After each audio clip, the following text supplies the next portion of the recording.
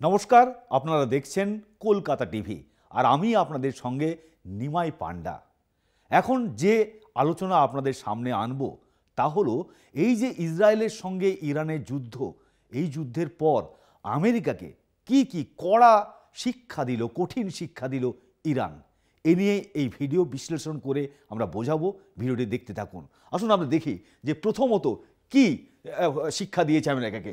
প্রতিরোধ ক্ষমতা ও দৃঢ় আত্মবিশ্বাস।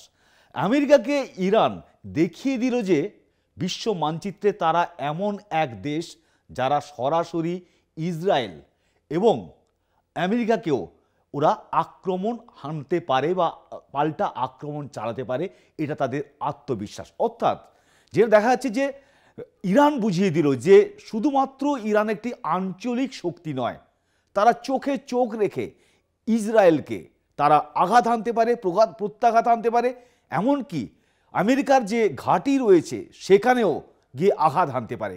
ফলে এটা হচ্ছে তাদের যে দৃঢ় আত্মবিশ্বাস এবং প্রতিরোধ ক্ষমতা। এখন আমেরিকার বোঝা উচিত যে তাদের একাধিপত্য চলছে না এখন এই জায়গায়, এখানে ইরানও প্রতিরোধ সৃষ্টি করেছে, প্রতিরোধ তৈরি করেছে। দ্বিতীয় দেখে নেব আমরা ঠিক কী ধরনের দ্বিতীয় শিক্ষা দিচ্ছে আমেরিকাকে ইরান। এবং এখানে দেখা যাচ্ছে যে আমেরিকা চোখে চোখ রেখে লড়াই করতে পারে যে ইরান, এবং হুমকির ভাষা ইরানের মতো দেশের ওপর আর কার্যকর নাও হতে পারে। অর্থাৎ শুধুমাত্র আমেরিকা যদি মনে করে যে একের পর এক হুমকি দিয়ে ইরানকে দমিয়ে দেবে, তার সম্ভব নয়। কারণ ইরানের মতো দেশ প্রমাণ করে দিল এই যুদ্ধে যে তারা হুমকিকে আর পরোয়া করে না, তারা পাল্টা লড়াই লড়তে জানে। এবং এরপর আমরা দেখব যে প্রক্সি নেটওয়ার্কের কার্যকারিতা। প্রক্সি নেটওয়ার্ক কি? হিজবুল্লাহ, হুতি, পিএমইউ, ইরাকের হামাসের মতো যে সমস্ত বিপ্লবী সংগঠন রয়েছে এবং শক্তিশালী সংগঠন রয়েছে, তাদের বন্ধুত্ব করে সক্রিয়ভাবে ব্যবহার করছে ইরান। অর্থাৎ ইরান কিন্তু এই ধরনের বিপ্লবী গোষ্ঠীগুলোকে ব্যবহার করে ইসরায়েল সহ বিভিন্ন জায়গায় তারা ক্রমাগত লড়াই চালিয়ে যাচ্ছে, প্রক্সি ওয়ার চালিয়ে যাচ্ছে। এবং প্রক্সি ওয়ারের মাধ্যমে কিন্তু শুধু ইসরায়েল বা অন্যান্য দেশ নয়, তার সঙ্গে আমেরিকাকেও জড়িয়ে দিচ্ছে লাগাতার এই যুদ্ধে লেগে থাকতে এবং তাদের খরচ বাড়িয়ে দেওয়া, এমনকি সামরিক খরচও সেটা বাড়ছে। তার ফলে ইরান কিন্তু এর থেকে শিক্ষা দিচ্ছে যে আমেরিকা যদি ভেবে থাকে যে প্রক্সি ওয়ার হচ্ছে একটা দুর্বলতা, তা কিন্তু নয়। প্রক্সি ওয়ারের কৌশল যদি সুপরিকল্পিতভাবে ব্যবহার করা হয় তাহলে সেটা একরকম চাপ তৈরি করে আমেরিকার ওপর। এরপর আমেরিকা অবশ্যই চাপে পড়েছে আমেরিকা ইসরায়েল এই প্রক্সি ওয়ারের নেটওয়ার্ক জন্য। এবং কার্যকরী ডিটারেন্স নীতি, ইরানের কার্যকর ডিটারেন্স নীতি, সেখানে কি সামরিক প্রত্যাঘাত। এখন আর যুক্তরাষ্ট্রের একচেটিয়া ক্ষমতা নয়। অর্থাৎ সামরিক প্রত্যাঘাত যে শুধুমাত্র ভাবতো আমেরিকা যে তারাই একমাত্র যে কোনো দেশে আক্রমণ চালাবে, সেই দিন ফুরিয়ে গেল।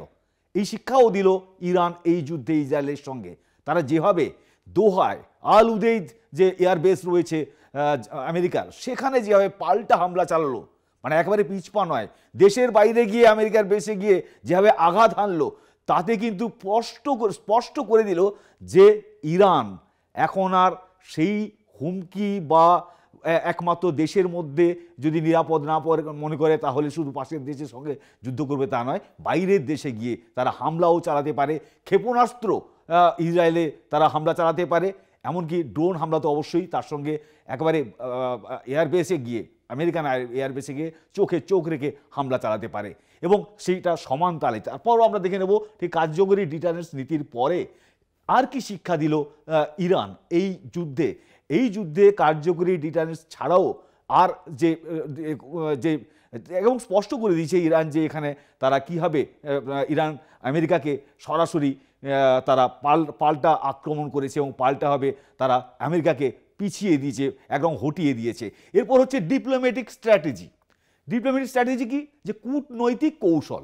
এখানে কি হচ্ছে, ইরান কি হচ্ছে চীনের মাধ্যমে শান্তির বার্তা দিচ্ছে ইরান, রাশিয়ার সঙ্গেও অবস্থান মজবুত করছে এবং ব্রিক্সের সদস্যপদ লাভ করেছে। তাহলে কি দাঁড়ালো? যে চীনের মাধ্যমে শান্তির বার্তা দিচ্ছে, আবার রাশিয়ার মতো শক্তিধর রাষ্ট্রের সঙ্গে তারা একবারে সুন্দর এক সম্পর্ক তৈরি করছে এবং ব্রিক্সের সদস্য লাভ করছে। তারপর যেটা আসছে যে তাতে কিন্তু চাপে পড়ছে আমেরিকা। কেন চাপে পড়ছে? আমেরিকা চাপে পড়ছে একক কূটনৈতিক আধিপত্য আর তাদের হাতে থাকছে না, অর্থাৎ মাল্টিপোলার, মানে বিশ্ব যে এখন আর একক আধিপত্যের মধ্যে চলছে না, মাল্টিপোলার বা অনেকের আধিপত্য বাড়ছে এরকম এটা বাস্তব, সেটা কিন্তু এই যুদ্ধ থেকে শিক্ষা দিল এবং আমেরিকাকে রীতিমতো শিক্ষা দিল যে শুধুমাত্র নিজের একাও একটা লড়াই বা আধিপত্য চালাবে সেটা নয়, বরং মাল্টিপোলার আধিপত্য শুরু হয়ে গেছে এবং সেটা বাস্তব। এরপর দেখা যাচ্ছে কি এই যুদ্ধে আরেকটি শিক্ষা দিয়েছে যে সাইবার ও মনস্তাত্ত্বিক লড়াই এটা খুব গুরুত্বপূর্ণ আজকের দিনে। এখন যে সমস্ত যুদ্ধ হচ্ছে এখানে কিন্তু মনস্তাত্ত্বিক লড়াই সমস্ত যুদ্ধে হয়, কিন্তু সাইবার যে যুগ চলে এসছে সেখানে কী হবে, সাইবার এবং মনস্তাত্ত্বিক লড়াইয়ে এগিয়ে গেছে ইরান এবং কার্যত শিক্ষা দিল, কড়া শিক্ষা দিল আমেরিকাকে যে যুদ্ধ এখন আর শুধু মাঠে নয়, মনস্তত্ত্ব ও প্রযুক্তির ময়দানেও চলে যুদ্ধ।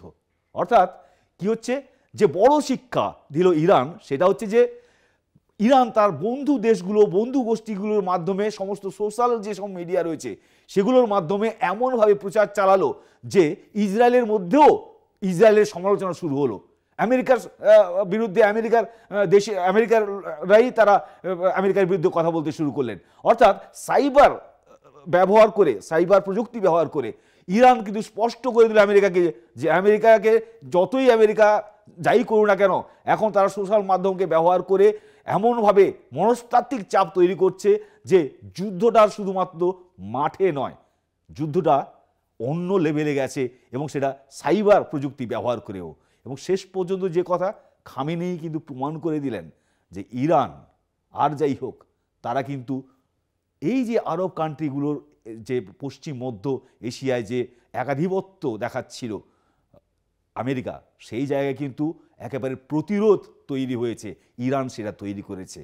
আর খামেনি এটাও বুঝিয়ে দিলেন আমরা লড়তে পারি, অর্থাৎ ইরান লড়তে পারে এবং ইরান পাল্টা হামলা করে একেবারেই প্রমাণ করে দিতে পারে যে তারা কোনোভাবেই দুর্বল কোনো দেশ নয়।